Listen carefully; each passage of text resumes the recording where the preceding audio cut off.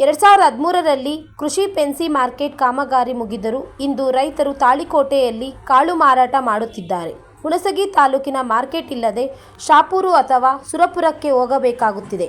ಶಾಸಕರು ಇದಕ್ಕೆ ಗಮನ ನೀಡಿ ಎಪಿಎಂಸಿ ಮಾರ್ಕೆಟ್ ಸಕ್ರಿಯಗೊಳಿಸಬೇಕು.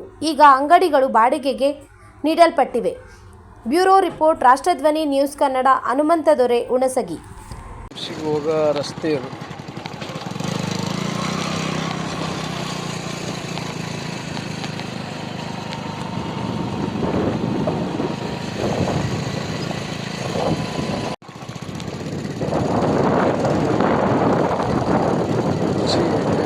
ಮಾರ್ಕೆಟ್ ಎಲ್ಲ ಬಾಡಿಗೆ ಜನರಾಗಿ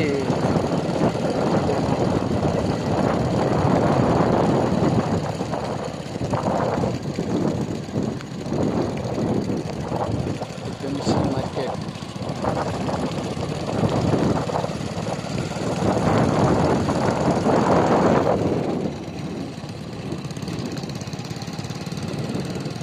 ಎಲ್ಲ ಕಾಮಗಾರಿ ಮಾಡಿದ್ರು ಭೀ ರೈತರಿಗೆ ಮಾರಕ್ಕೆ ಅನುಕೂಲ ಇಲ್ಲ. ಇಲ್ಲಿ ಕಾಳ ಕಡಿ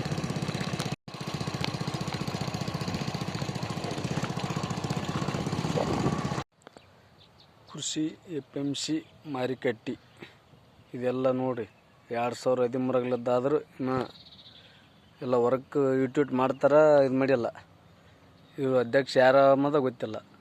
ರೈತರಿಗೆ ಕಾಳು ಕಡಿ ಮಾರಬೇಕಾದ್ರೆ ಇಲ್ಲ ಯಾತಿಗೇರಿ, ಇಲ್ಲ ಸುರ್ಪೂರು, ಇಲ್ಲ ತಾಳಿಕೋಟೆ ಮುದ್ದೆ ಹೋಗ್ಬೇಕು. ರೈತರಿಗೆ ನಮ್ಮ ಹುಣಸಗಿ ತಾಲೂಕು ಆದ್ರೂ ಏನು ಉಪಯೋಗ ಇಲ್ಲ. ರೈತರಿಗೆ ಕಾಳು ಕಡಿ ಮಾರೋಕ್ಕೆ ಇಲ್ಲ.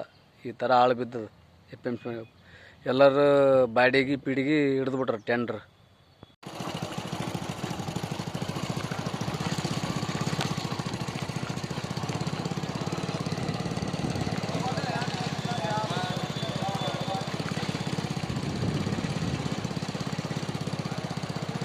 ಎಲ್ಲ ಗೊಬ್ಬರ ಅಂಗಡಿಗೆ ಎಲ್ಲ ಕೊಟ್ಬಿಟ್ರೆ ಮನೆಗೆ ಬಾಡಿಗೆ ಅಂತಲೇ ಅದಾರ. ರೈತರಿಗೆ ಕಾಳು ಪೀಳು ಹಚ್ಚೋಕೆ ಇದಿಲ್ಲ, ಅನುಕೂಲ ಇಲ್ಲ. ಅದು